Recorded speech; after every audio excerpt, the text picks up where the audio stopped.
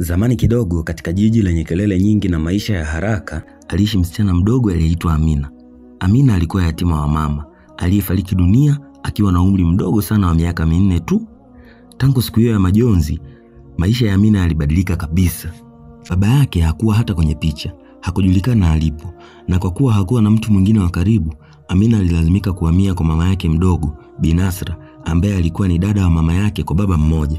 Wengi walidhani Amina angepata amani kwa mama yake mdogo, kwani kwa nje nyumba ya Bi Nasra ilionekana kuwa ya amani na upendo, lakini ndani ya kuta hizo Amina aliishi maisha ya mateso makali sana. Bi Nasra hakuwa na chembe ya huruma kwa Amina. Alimdharau, alimchukia na hakuona sababu yoyote ya kumpenda mtoto wa nusu dada yake. Mbona nina binti yangu mimi mwenyewe, kwa nini nishughulike na huyu? Aliwahi kusema siku moja kwa kejeli sana. Binti yake alikuwa anaitwa Ziada. Alikuwa mkubwa kwa miaka michache kuliko Amina. Bi Nasra alimpenda Ziada kwa mapenzi ya dhati. Alimlea kama malkia, alimnunulia mavazi mazuri, alimnunulia kila alichokitaka, lakini Amina alikuwa mtumishi wa nyumba hiyo. Alinyimwa chakula kizuri, alinyimwa mapenzi, na hakuruhusiwa hata kukaa meza moja na familia. Hakuruhusiwa kumuita mama yake mdogo mama kama Ziada alivyofanya.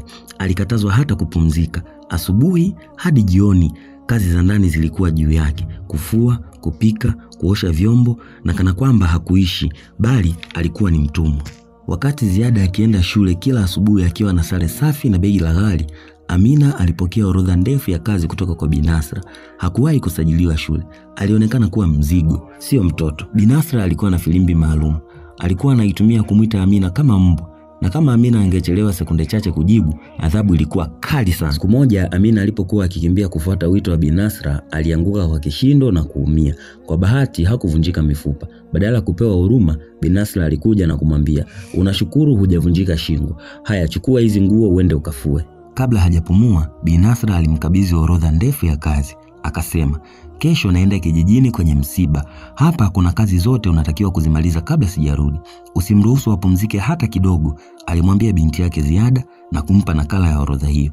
Ziada alitikisa kichwa kwa furaha huku akitabasamu, huku ikiambatana na tabasamu la kijicho. "Usijali mama, nitamshughulikia vizuri." Asubuhi iliyofuata Bi Nasra aliondoka na kwenda kijijini, na mlango ulipofungwa tu utawala wa mateso ya Ziada ukaanza. Ziada alichukua ile orodha na kuanza kuisoma kwa sauti, akiongeza vipengele vya mateso na kikatili. "Fagia nyumba mara 2, osha mapazia yote, safisha madirisha, piga deki hadi sakafu ing'ae. Ukijaribu kupumua utanijua mimi ni nani." Amina alitiki kimya kimya, hakutaka kujibizana. Alianza kazi mara moja, lakini Ziada hakumwacha. Alimfuata kama kivuli. Alimtukana, kumcheka, kumkebei na hata kutupa vitu sakafuni kwa makusudi ili Amina avioshe tena. Mchana ulipowadia, Amina alikuwa hoi. Mwili wake ulikuwa umeloa jasho, mikono iliuma kwa uchovu, lakini Ziada hakuona hayo. "Mbona unasafisha kwa mwendo wa kobe?" Ziada alifoka. Amina alinyamaza, aliendelea kupiga deki. Ziada alikuja na kumshtukiza kwa kofi kali sana usoni, la moto, lenye maumivu na fedhea.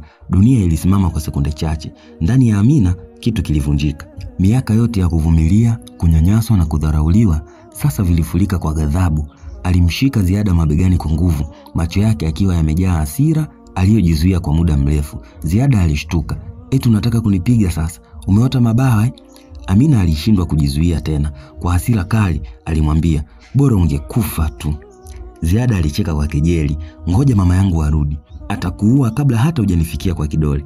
Kisha alikimbilia chumbani kwake na kufunga mlango kwa nguvu. Amina alibaki pale akiwa amesimama, moyo wake ukiwa unadunda kwa hofu, huzuni na majuto. Hakumaanisha kusema alichokisema. Ilikuwa ni hasira tu, lakini alikuwa anajua Ziada hataweza kusahau hilo. Usiku ulipofika, nyumba ilikuwa kimya. Amina alijilaza sakafuni jikoni. Macho yake yalikuwa mazito kwa usingizi, lakini moyo wake uliendelea kumwambia, "Kesho ni mwisho wako." Lakini hakujua kesho hiyo ilikuwa mwanzo wa mkasa mkubwa zaidi ya maisha yake. Asubuhi ilipoingia, jua lilichomoza kwa aibu, kana kwamba lilijua kitu kilichojificha ndani ya nyumba ya Bi Nasra. Amina alikuwa bado hajalala. Alikuwa jikoni akiwaza maneno aliyotamka jana. "Bora ungekufa." Alijuta, alijilaumu na alitamani angeweza kurudisha muda nyuma. Alipanga kumwendea Ziada na kumwomba msamaha kabla mama yake mdogo hajarejea. Alikuwa tayari kupiga magoti, kulia, kufanya lolote ili maneno yake yasibaki moyoni mwa Ziada. Alinyanyuka taratibu na kuelekea mlangoni kwa chumba cha Ziada. Aligonga kidogo. Hakukuwa na jibu. Akagonga tena, kimya. Amina alisukuma mlango taratibu. Mlango haukuwa umefungwa kwa ndani. Aliingia, alisimama, akapigwa na butwaa. Moyo wake ulisimama kwa sekunde chache. Kwenye kitanda cha Ziada alimuona Ziada akiwa amelala kwa mtindo usio wa kawaida. Mkono wake ulielekea upande mmoja, miguu yake haina nguvu, mdomo wake ulikuwa umekakamaa, macho yake yalikuwa yamefungwa na mwili wake haukutikisika hata kidogo. Ziada, Amina aliita kwa sauti ya hofu. Hakujibiwa. Amina alimsogelea, akamgusa mkono. Baridi.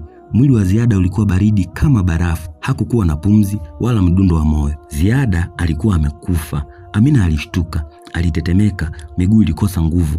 Akaketi sakafuni, akipumua kwa shida. Akajikumbusha maneno aliyoyasema. Bora ungekufa tu. Sikukusudia. Nilisema kwa hasira tu. Sikumaanisha. Maneno hayo aliyasema kwa kujirudia, akilini mwake yakizunguka kwa uchungu, lakini hayakuweza kubadilisha chochote. Wakati bado yupo sakafuni, mlango wa nyuma ulisikika ukifunguka kwa kishindo. Binasra alikuwa amerudi, na sauti ya Amina iliyokuwa inalia kwa kujilaumu ikamwita. Sikukusudia. Samahani, sikumaanisha afe. Binasra alipoingia ndani ya chumba cha Ziada, alimuona binti yake mpendwa akiwa amefariki. Machozi yakaanza kumlenga, sauti ya kilio cha maumivu.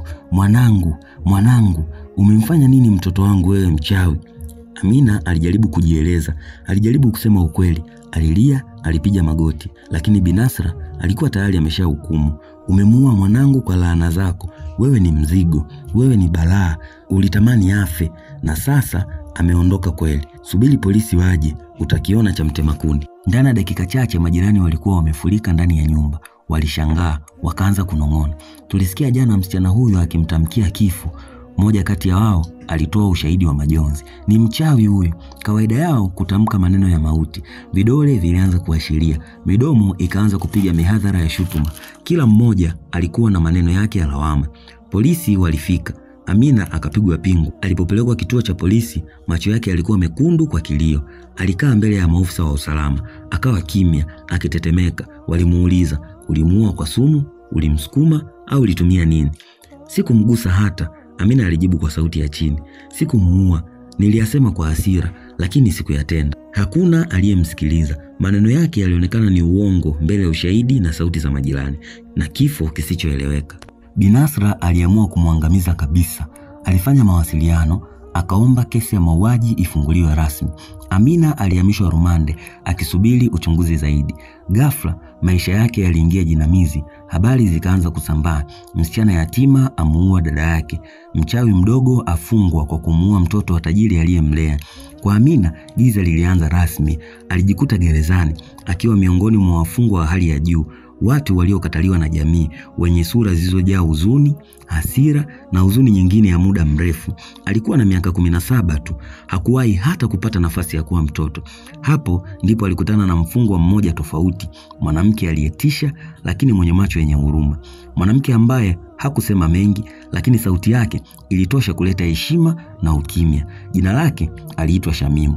Na hapo ndipo maisha ya Amina yakaanza kubadilika. Katika gereza lenye ukuta mweusi na huzuni na lango la chuma lililofunga hatima ya watu wengi, Amina alikuwa bado anatafuta pumzi ya maisha, na hakuonekana kuwa na nafasi ya kusalia salama. Wafungwa wengine walimtazama kama mawindo mepesi, lakini siku ya kwanza tu ya kugawana chakula, kundi la wanawake wakubwa walimvamia na kutaka kuchukua chakula chake. Amina alitetemeka, hakuwa na pa kukimbilia. Wakati ghasia hizo zikiendelea kupamba moto, sauti baridi ilisikika lakini yenye mamlaka. Achana naye, huyo ni wangu. Kila mtu alitulia. Alikuwa ni Shamimu, mfungwa wa heshima kubwa hapo gerezani, mwenye historia ya kutisha. Wengine walimuita malkia wa adhabu. Hakuwa anapaza sauti, lakini kila aliposema ni kama dunia ilinyamaza. Alimchukua Amina kama mdogo wake, akamwambia, hakuna atakaye kugusa nikiwa hai. Siku zikapita. Amina akaanza kuhisi kitu ambacho alikuwa ameshasahau, usalama.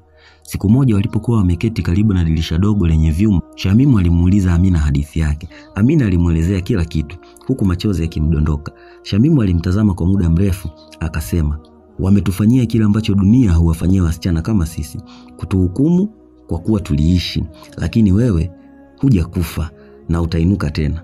Shamimu alimfunulia siri yake. Alikuwa ni binti mwanasiasa maarufu sana, lakini kwa miaka mingi baba yake alikuwa akimnyanyasa kingono.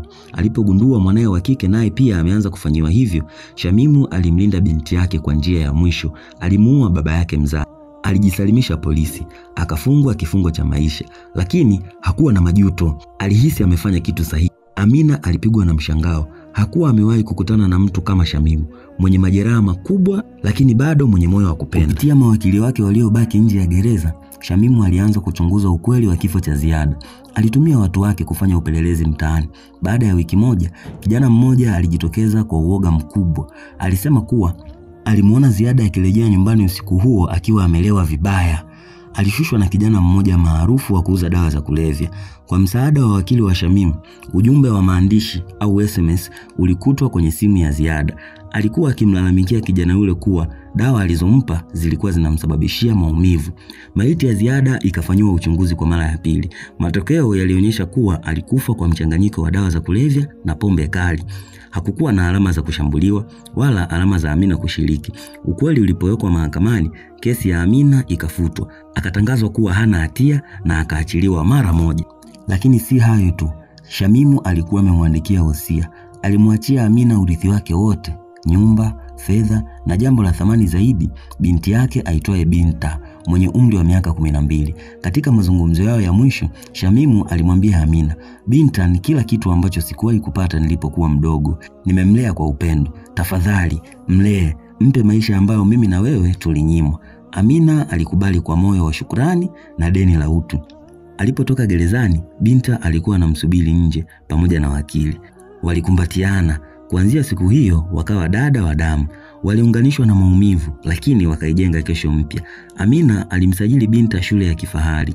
Waliishi katika nyumba moja nzuri walioachiwa. Kwa mara ya kwanza maishani mwake, Amina alikuwa na chumba chake, kitanda chake na uhuru wake. Alijiandikisha shule akiwa na lengo moja tu, kufanikiwa katika maisha yake, si kwa ajili yake tu, bali kwa ajili ya Binta pia, kwa heshima ya Shamimu. Wakati huo huo, katika jiji hilo hilo, maisha ya Binasra yalianza kuporomoka. Siku Amina alipoachiliwa, vyombo vya habari vililipuka kuhusu uonevu dhidi ya yatima. Ukweli kuhusu uraibu wa madawa ya kulevya wa Ziada na uongo wa Binasra vilifunguliwa hadharani. Majirani waliomsema Amina vibaya walimgeuka Binasra. Hakuna aliyependa kuhusishwa naye tena. Alibaki peke yake katika nyumba yake iliyojaa ukimya, akilia kila siku kwenye kitanda cha binti yake aliyefariki. Amina hakurudi kumuona, si kwa sababu ya chuki, bali ni kwa sababu alijifunza kuwa amani ya kweli mara nyingine hupatikana kwa kufunga milango ya maumivu ya zamani. Hata hivyo, alimwandikia ujumbe mfupi, "Mamdogo Nasra, nimekusamehe, ila maisha yamenifundisha kuwa kusamehe si lazima kurudi nyuma. Ninakuombea maisha mema na amani." Binasra alilia sana kwa ujumbe huo, na huo ukawa mwisho wa mawasiliano yao. Hadithi ya Amina ni somo kubwa juu ya maumivu, kusamehe na nguvu ya wema hata katika giza kuu. Usimdharau mtu kwa sababu hana wa kumlinda. Usitumie nafasi yako kudhulumu walio dhaifu. Maneno yana nguvu, yahifadhi. Kusamehe ni kuachilia roho yako iwe huru. Na zaidi ya yote, haki inaweza kuchelewa, lakini haiwezi kupotea. Kwa masimulizi ya kusisimua na ya kuvutia kama hii, subscribe channel yetu DJ Toto Michelle kwa support yako. Asante. Mimi naitwa Karim Mzalendo.